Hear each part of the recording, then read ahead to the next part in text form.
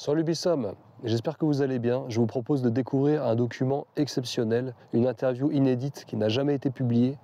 Une interview d'Elimar Schneider et de Charles Bourg, deux Alsaciens enrôlés de force dans la division SS Das Reich en 1944. Dans ce document, ils reviennent sur leur incorporation, sur la pendaison de Tulle, sur les combats, sur le procès de Bordeaux et d'autres éléments encore.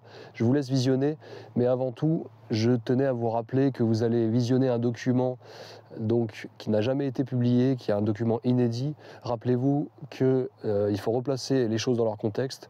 Ces deux personnes ont vécu des événements traumatisants à 17 et 18 ans. Il faut garder cela en tête. Ce document est publié pour des raisons d'histoire, pour porter à la connaissance du public leur vision de leur enrôlement et de leur vision de la guerre. Il faut bien garder en tête que les propos qui sont tenus n'engagent bien évidemment que les deux protagonistes de la vidéo. Je vous laisse découvrir ça. Si vous souhaitez connaître l'intégralité du récit d'Elimar Schneider sur sa période au sein des forces armées allemandes, au sein de la division SS Das Reich dans laquelle il a été enrôlé de force, je vous mets dans la description de la vidéo le lien pour vous procurer le livre d'Elimar Schneider, son récit SS malgré moi, que j'ai traduit en français et qui est disponible donc sur Amazon. Si vous souhaitez me soutenir, si vous souhaitez connaître son histoire, je compte sur vous pour le commander. Et je vous dis à très bientôt. Bismol. Alors donc, vous avez été tous les deux incorporés de force dans la division Das Reich. Vous étiez tous les deux... Des gamins de 18 ans. Vous étiez des gamins de 18 ans bon. Et vous étiez tous les deux à Tulle ou expliquez-moi où vous étiez. Expliquez-moi. On était tous les deux à Tulle. On était tous les deux à Tulle, mais lui avait un ordre des officiers, il était avec les commandements. Tout le long. Et donc vous avez été incorporé combien de temps avant les événements de Tulle et de Radeau? J'ai été incorporé le 11 février. Et le 17, j'ai fêté mes 18 ans. Et puis on était à Mulhouse, on est allé en Ostpreußen, Prusse orientale. Là, on a eu un camp d'entraînement, on a eu des habits, des effectifs, nos armes. Et puis on est reparti dans le sud de la France. Et à Montauban, le train s'est arrêté. Et puis là, on a été dans les patelins. Quel était l'esprit qui régnait à l'intérieur de la division Das Reich? Ben, on a été après mélangé avec les Allemands. On avait aussi des incorporés de force allemands. Et on nous a mélangés avec eux. C'était des incorporés de force, pour ainsi dire. Oui. Même les Allemands. Même les Allemands. Alors, ils ne faisaient pas de différence entre un Alsacien et un Allemand, ou Allemand qui venait de l'Est, ce problème-là. Dans quel état d'esprit vous étiez? Vous trouviez ça normal? Mais j'étais la vraie tête de français, j'étais un révolté au début, j'étais un révolté. Et lentement j'ai compris qu'on m'a toujours menti sur les Allemands. Que ce soit, même mon père d'ailleurs, il a fini en camp de concentration. Vous savez, les Alsaciens, bon, on était bien des têtes de Français la plupart, hein. Moi plus que les autres, puisque j'étais élevé chez les frères, etc. Je devais devenir professeur, là. Et puis avec tout ce qu'ils m'ont raconté, n'est-ce pas, tout ce qu'on nous racontait sur les Allemands, tout le mal, etc. On avait de la haine en nous pour des Allemands, hein. Alors j'arrive à Strasbourg, je suis tout de suite incorporé dans le Reichsarbeitsdienst. Moi j'ai encore un cas où j'ai promis que le gars, si je le trouve, je le tue. Hein. Max Benten, il s'appelait, un petit bonhomme, vous savez, mais méchant comme tout, qui nous faisait souffrir à longueur de journée. Hein. Et puis, malheureusement, je ne l'ai pas vu. Monsieur voulait devenir chasseur, Yabo, chasseur en avion. Chasseur en avion. Alors, je ne l'ai jamais rencontré parce que les Yabo, ils étaient tellement rares, n'est-ce pas, en dehors de ceux qui nous tiraillaient sur les routes. Hein. Ouais. Mais au fond, il n'y avait pas de Yabo. Là. Chez les frères, c'était toujours parmi les premiers. Chez les Waffen-SS, c'était l'un des plus malins, d'après mes chefs, n'est-ce pas? Et ce n'est pas pour rien que j'ai été choisi par un Hauptscharführer, n'est-ce pas, pour être son ordonnance, n'est-ce pas? Et bon, je parlais français, l'allemand, un peu l'anglais, etc. Hein. Alors, il me gardait de temps en temps. C'était devenu un ami, c'était devenu un ami. Oui. Et la plupart, d'ailleurs, toutes les grandes tuiles, hein, que ce soit le général Rehmer, ou que ce soit le Gruppenführer, etc., même le chef de compagnie, il était en correspondance, il est parti en Amérique. Hein. Et tenez-vous bien, c'est ce lieutenant qui m'a donné son adresse. Parce que ce que vous ne savez pas, c'est que moi je savais hypnotiser. Et j'ai hypnotisé un officier lors d'une réunion en haut, près de Hambourg, là, je ne me rappelle plus des noms. Et il m'a donné l'adresse du chef de compagnie qui était recherché en France. Il le savait, puisqu'ils étaient en correspondance. Hein. Et moi, j'ai écrit au lieutenant Wagner pour lui dire que meine Ehre heißt Treue. Et c'est ce que j'ai fait aussi au tribunal de Porto. Il y avait Hof, l'inculpé, qui était le chef du commandant du commandant d'exécution. Je me suis tourné vers lui et j'ai fait ça. Vous savez ce qu'il y a marqué dessus? Meine Ehre heißt Treue. Mon honneur, c'est ma fidélité. Moi, je n'ai pas trouvé de choses incorrectes de la part des camarades. Ils n'ont pas tué, comment vais-je dire, avec plaisir ou autre, n'est-ce pas? Bon, il y avait évidemment une exception.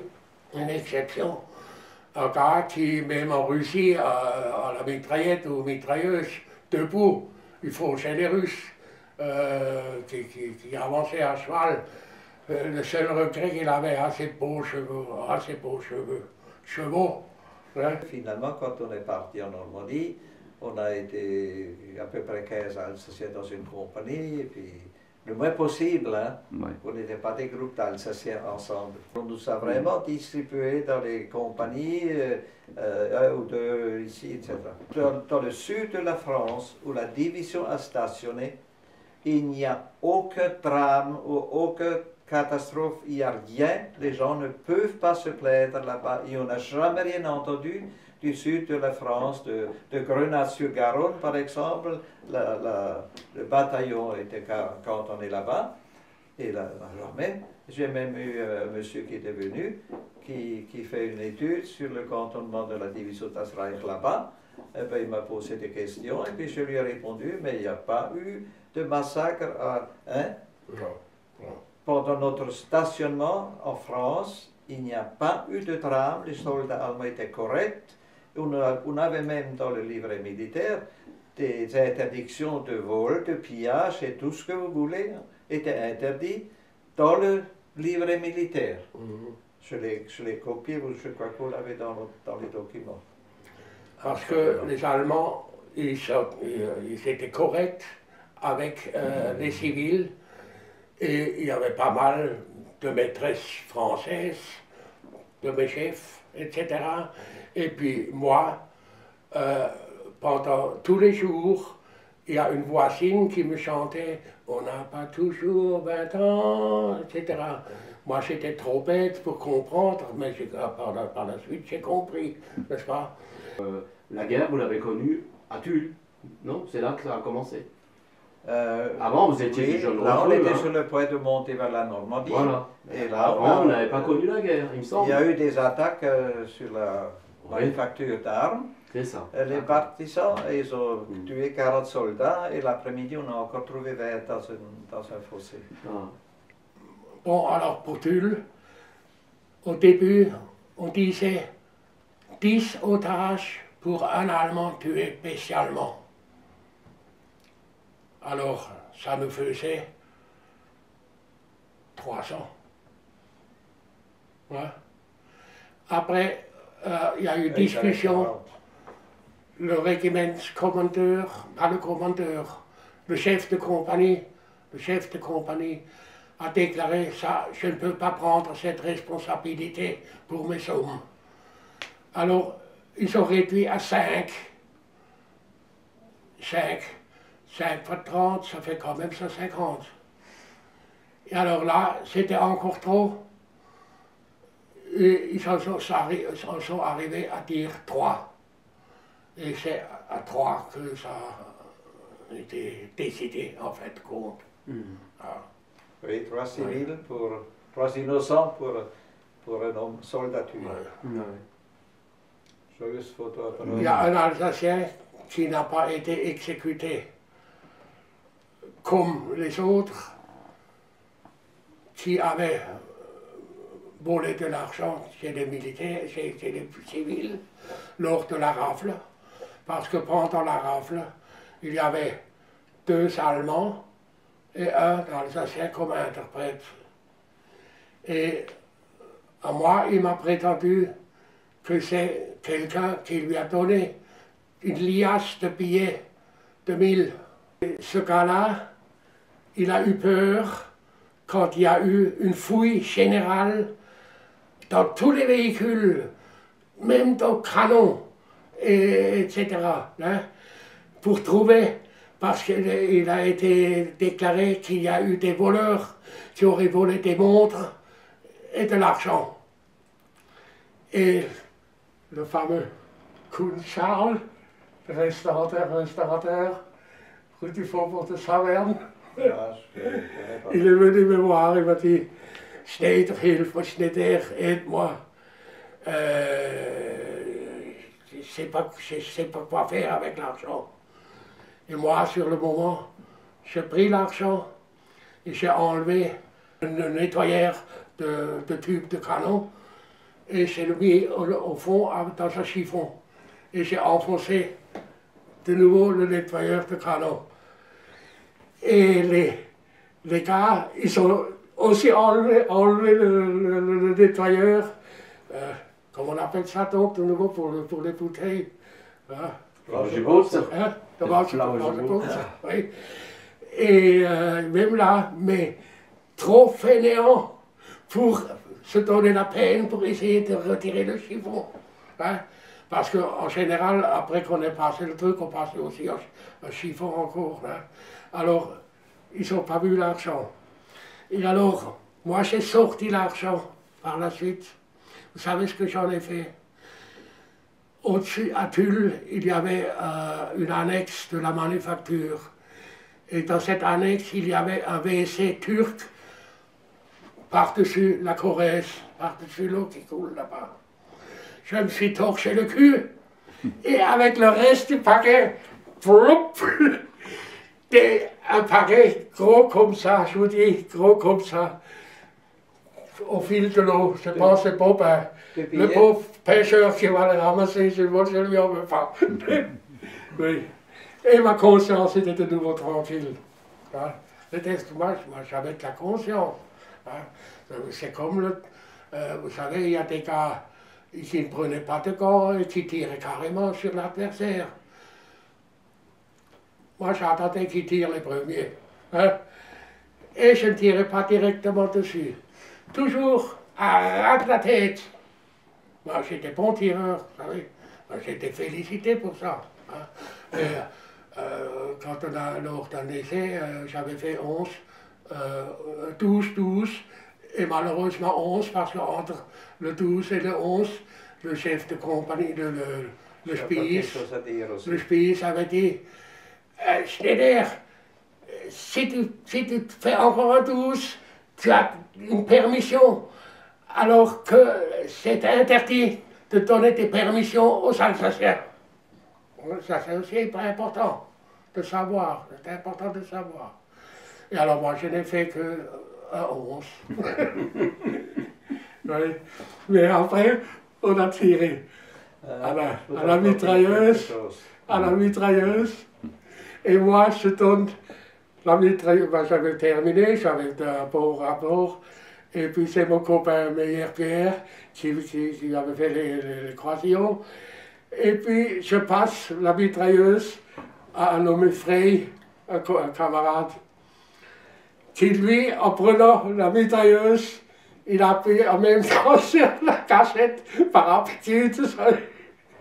Et le gars qui était en train de piffer toute la chair lui a passé sous le derrière. Écoutez, une chance incroyable. Enfin, c'est simple, bon, comme c'était de cartes, on m'a dit d'aller voir dans la manufacture combien qu'il reste à prendre parce qu'il n'y aurait pas assez de courtes. Dans la manufacture, je me suis adressé au lieutenant Walter du ST qui faisait le tri. Et puis il m'a répondu, ben, il en reste 20, ceux qui sont devant moi. Et alors, bon, j'ai quitté et j'ai vu un plus jeune qui se lamentait, qui disait, maman, ma pauvre maman, elle n'a que moi. Alors je lui ai demandé, il m'a demandé, mais aidez-moi, aidez-moi, sauvez-moi. Alors je lui ai répondu, je ne peux rien faire, je ne peux rien faire. Et à côté, il y avait un autre gars en maillot de corps qui me disait, j'ai 2 enfants, mais sauvez-moi, sauvez-moi. Nous serons 3 à vous être reconnaissants.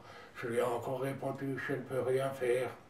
Quand il est allé chez l'officier Walter, il lui a demandé, là, il y a un garçon qui est le seul fils de sa maman, et puis il a pleuré, et puis il a dit, alors il a dit, prends-le. Il y avait encore le jeune, il lui dit, quand il a cherché le Torquebio, celui-là qui a pleuré, l'officier lui dit, prends l'autre aussi, et il les a sortis tous les 2. C'est comme ça qu'il a sauvé 2 garçons. Mais pas celui qui était en maillot de corps.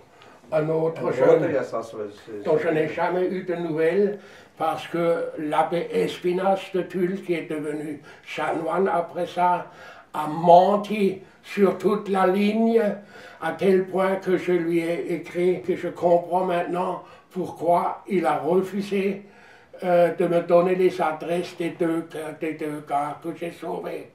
Parce que lui, il a prétendu dans ce livre qu'il en a sauvé 3, n'est-ce pas?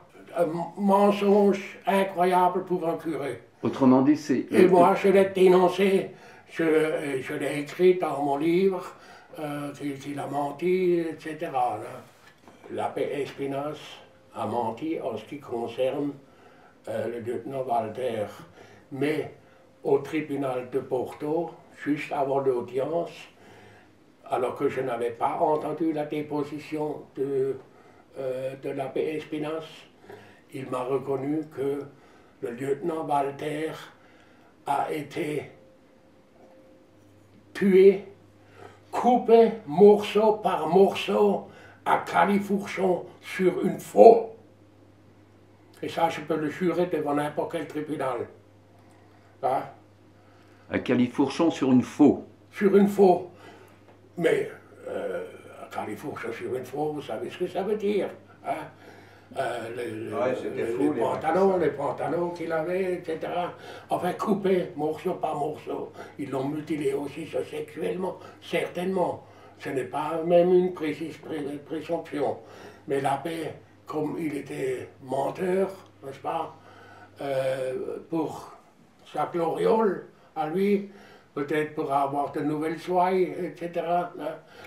Enfin, en tout cas, moi, il ne mérite que le mépris de ma part et de tous ceux qui en prennent connaissance.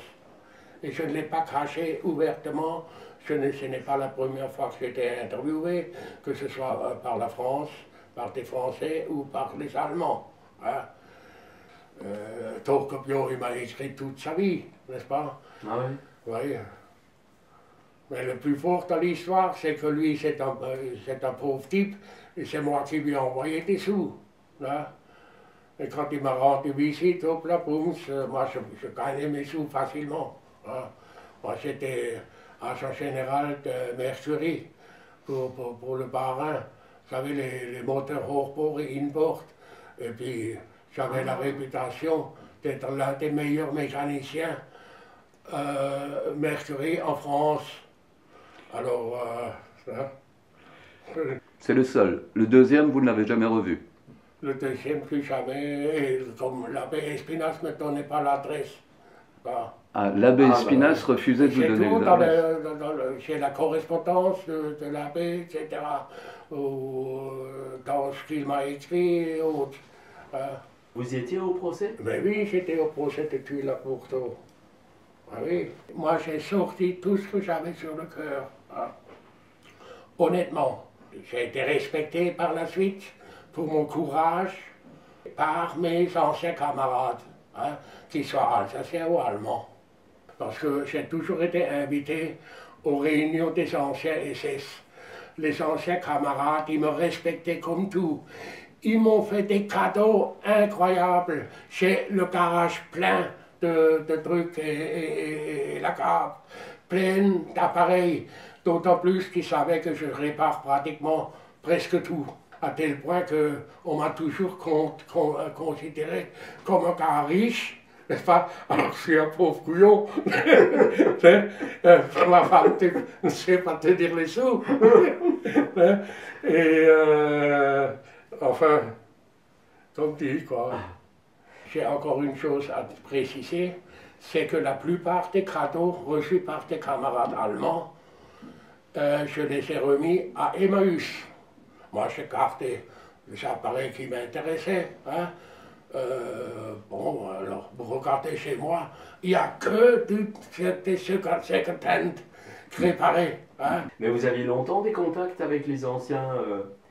Vous aviez des contacts pendant longtemps avec les anciens camarades? Pendant toute l'après-guerre.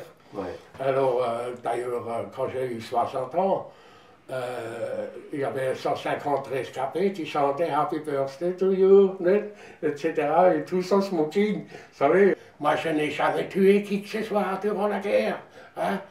Moi c'était les chars. Les chars, oui.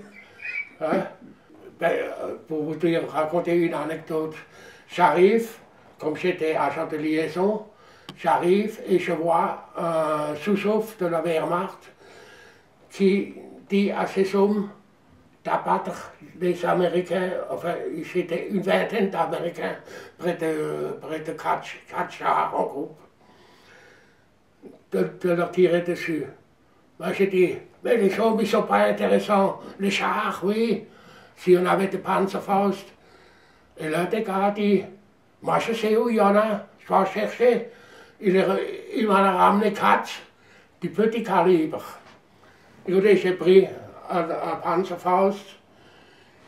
Je me suis rapproché des gars, ils étaient une erreur des Américains. Parce qu'on ne met pas un char à portée en dessous de 70 mètres.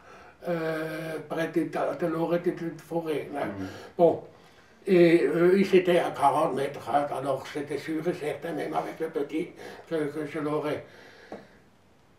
Je me rapproche, je vise, tout à coup, un coup derrière et un coup devant moi, et moi, j'appuie, et mon truc, je pars par-dessus le char.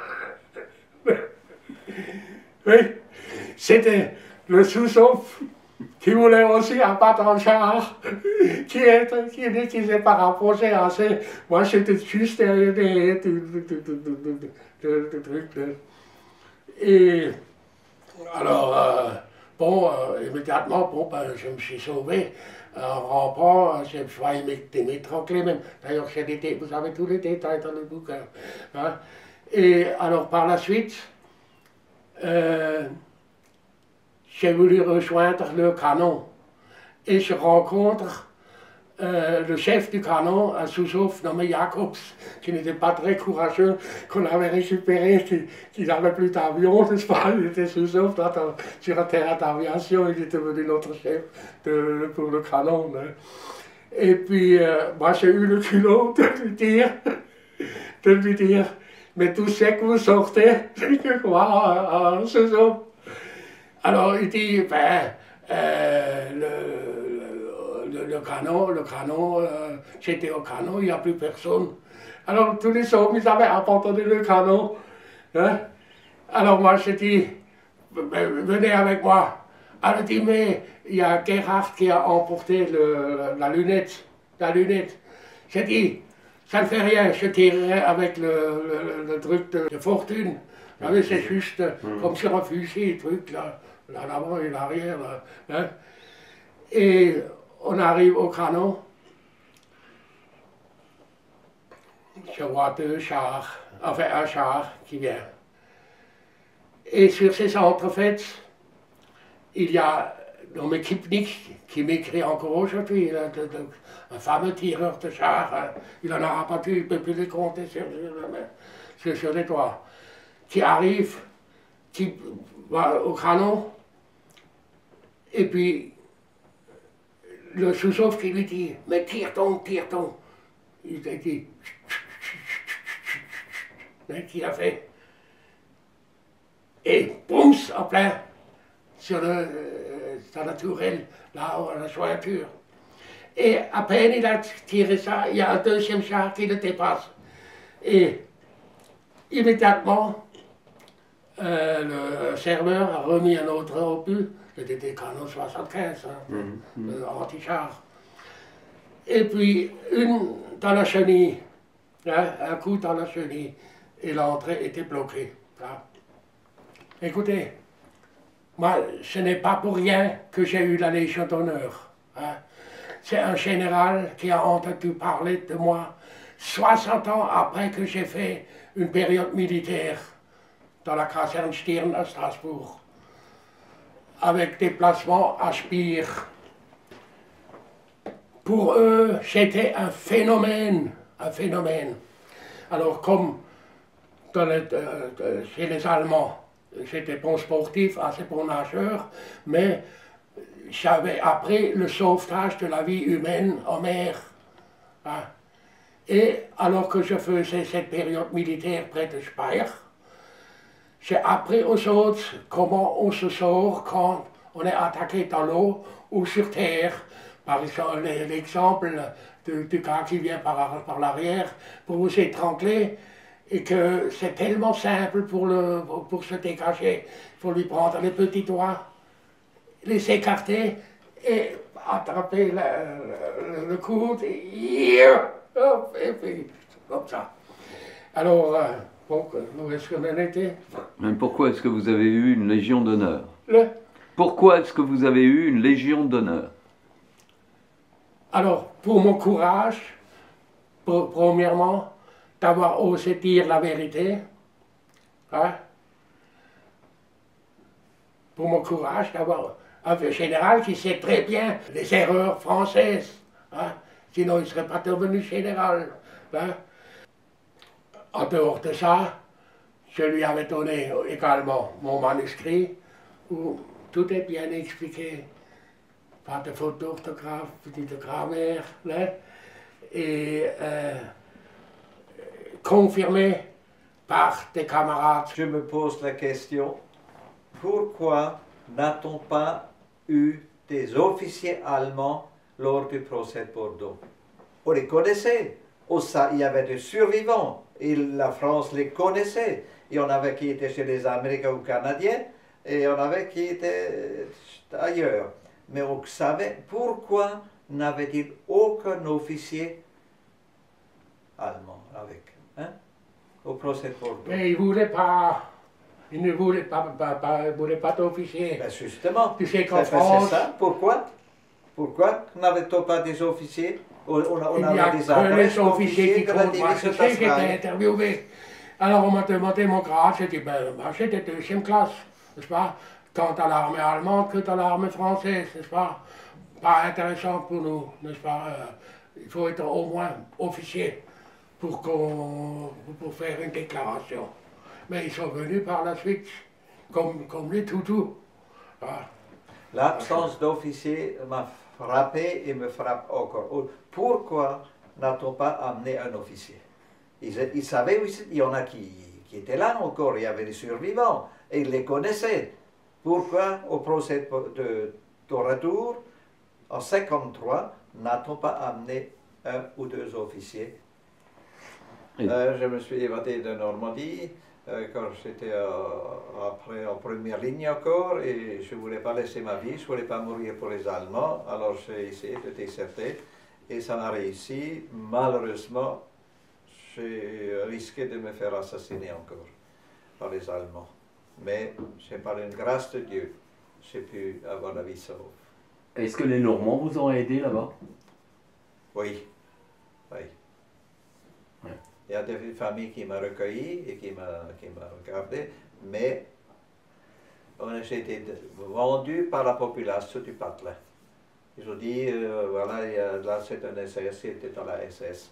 Et la famille qui m'a recueilli, on m'a trahi. Pas la famille, mais les gens. Ils ont dit, voilà, on a un Alsacien qui était à Coutefors, il est chez nous, et puis après les militaires américains sont venus me chercher. Il était où ce village? C'était où? Ça vous vous souvenez encore? Attendez, qui était... recommencer. Alors, quand les Américains m'ont pris, j'étais juste en train de me baigner avec une eau savonneuse contre un abcin que j'avais. Et puis après, on m'a emmené dans un camp de concentration qui était au fort du Roule, près de Cherbourg. Il y avait un grand camp de prisonniers là-bas. Et là-bas, nous avons été enfermés. Et puis finalement, on a été amenés avec des soldats qui ont été amenés au port de Cherbourg pour décharger des matériels et surtout chercher ceux qui restent, qui appartenaient aux tués américains. Et puis là, ils ont rencontré un officier alsacien qui ils ont dit qu'on était des Alsaciens. Alors cet officier a fait le nécessaire pour qu'une délégation de l'armée française vienne au camp. On a appelé les Alsaciens, on a dû donner nos noms, nos adresses. Après, quand ils sont partis, 15 jours après, ils sont venus nous chercher avec des camions GMC. On a été amenés dans le premier bataillon d'instruction de la Manche à Cherbourg.